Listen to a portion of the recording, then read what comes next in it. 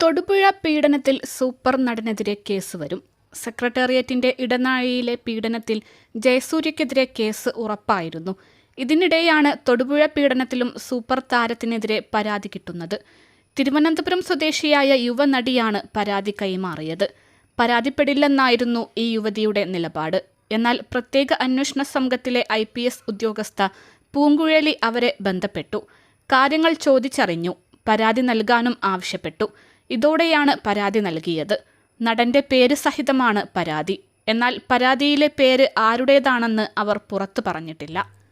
ഈ പരാതിയും ജയസൂര്യക്കെതിരെയാണെന്ന് പ്രചാരണമുണ്ടായിരുന്നു. ഇതിനിടെ ആ വാദം നടി നിഷേധിച്ചുവെന്ന സൂചനകളുമെത്തി.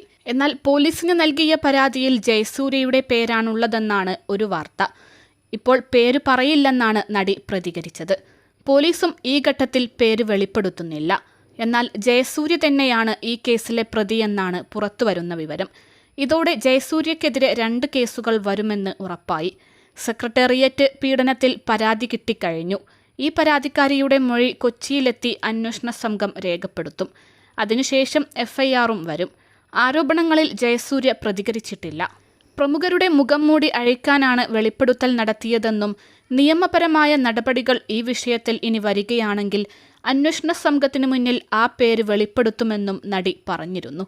എന്റെ വെളിപ്പെടുത്തൽ കാരണം പല ആർട്ടിസ്റ്റുകളുടെയും സൂപ്പർ താരങ്ങളുടെയും പേരുകൾ സമൂഹമാധ്യമങ്ങളിലൂടെ ഉയർന്നു കേട്ടു. ലാലേട്ടൻ, ദുൽഖർ സൽമാൻ, ജയസൂര്യ അടക്കം പലരുടെയും പേരുകൾ പറഞ്ഞു. അതൊക്കെ കേൾക്കുമ്പോൾ ഭയങ്കര വിഷമമുണ്ട്. അവരുടെ വീട്ടുകാർക്കുണ്ടാകുന്ന ബുദ്ധിമുട്ടിൽ നമുക്കൊന്നും ചെയ്യാനാവില്ല.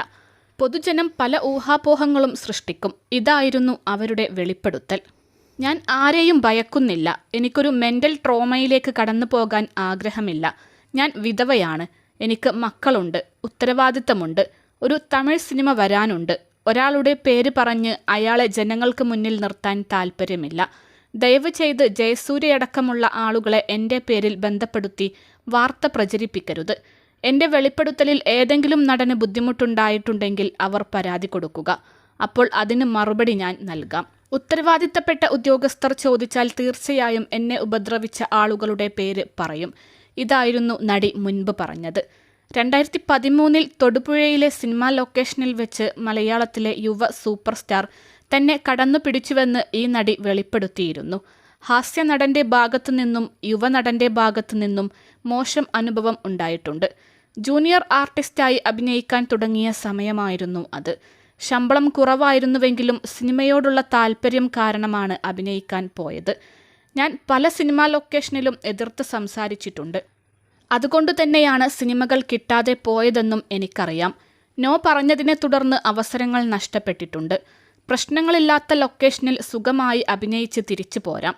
എന്നാൽ സിനിമയിൽ ഞാൻ ഒരുപാട് പ്രശ്നങ്ങൾ നേരിട്ടിട്ടുണ്ട്. ഇതായിരുന്നു ആ വെളിപ്പെടുത്തൽ.